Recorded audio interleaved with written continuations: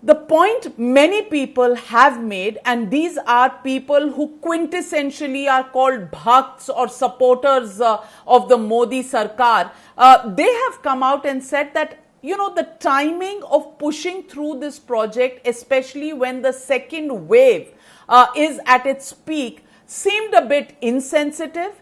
And of course, even in the Delhi High Court today, the government of India has argued that this PIL is a facade, and similar attempts have been made in the past since the inception of the project. But people who are questioning, and there is a backlash on this project, are questioning under what description will you call this an essential service, especially when it is timed to the second wave of COVID, which I'm sorry to say hasn't been the best handling as far as the government is concerned, to put it very, very mildly, and to say that a human price has been paid by virtually every family in this country, which is why the insensitivity quotient is being questioned. Madam Navika, as you keep saying my name twice, when we say Madam Navika, you're not asking a question, you're making a statement. So let me break your statement down into three parts and let me give you an answer. Point one, I completely reject your statement about the handling of the second wave. You can have a separate, frankly speaking, on that. I think you guys in the press have got away with a lot of stuff. And I'd be very happy to counter it in a robust manner, both in terms of oxygen, availability of beds, and the vaccine. Vaccine is not something that you go and buy off the shelf. Somebody has to produce it. Somebody has intellectual property on it. There has to be commercial licensing. Within August and December, we will have another 213 crores. Every Indian will be vaccinated. And those who are making this critical noises, हमारे मोदी जी हमारे बच्चों की vaccine कहाँ है? अरे अपनी जो सरकार है राजस्थान, उसके कूड़ादान में देखो, कुछ जो आप वैक्सीन वहां पे वेस्ट कर रहे हो, मिल जाएगी. Let me come back to the fundamental 2 points your statement has raised.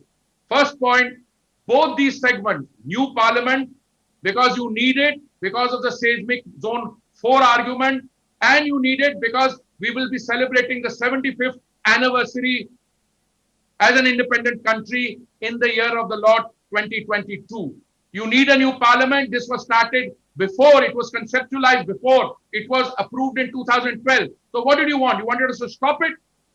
All those guys who are making this noise are anti-development.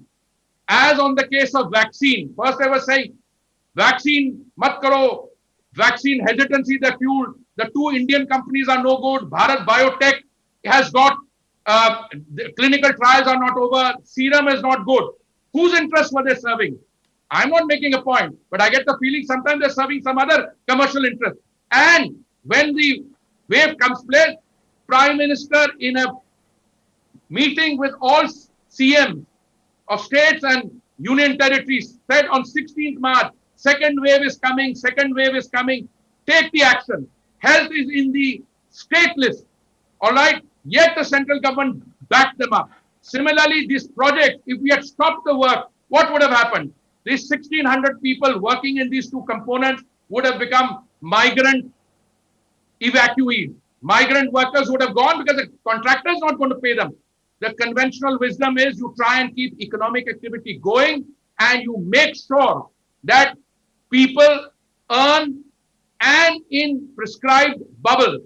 We have taken precautions there for RT-PCR tests, social distancing.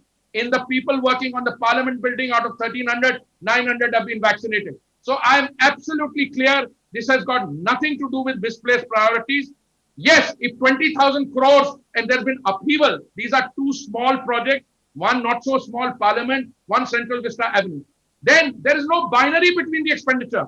The government has set aside 35,000 crores of rupees for vaccine. My senior colleague, the Honorable Finance Minister, you probably get her on one of your shows, ask her. She will tell you, we need more money for vaccine, we are ready to supply it.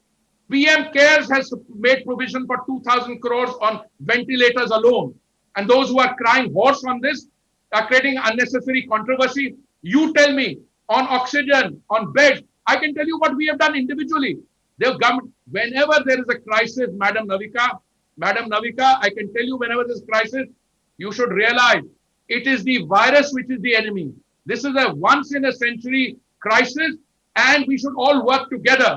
The Congress party, on the other hand, Many of us even they want to call a particular strain by a particular name. They are celebrating. Anything seems to be going wrong, Congress party wants to celebrate. You know, they are electorally, they've been wiped out in Kerala, they've been wiped out in West Bengal. I wish them the best of luck. You know, it's a pity from our point of view because every government, especially one with a strong majority, leads a healthy opposition. But these guys are fragmenting. They can't make up their mind. They produce false narratives and then they get caught. I want to be careful about my language. They've scored a self-goal. So I'll put it milder. On Central Vista, there is no perception problem. What were you going to say? The problem. I was hesitant to speak before the judgment because, you know, if I as a minister say something, you would say you are trying to influence the court. I did not give a single interview till the Delhi High Court judgment came up. When we had the Parliament issue, Central Vista issue, disposed of by the Supreme Court on 21st January 2021. I don't remember the exact date, in January 2021. After that, we thought things were normal. But they turned around and when they can't get something, they will create a false narrative on vaccines. They will create a false narrative on Central Vista. And the toolkit that they provide, the toolkit on Central Vista, they have not even said it's false. They've owned up to it. One of the points in that toolkit which they produced on Central Vista is file a case in the Delhi High Court. They've done it. We've now got the result. So I don't regard this as victory.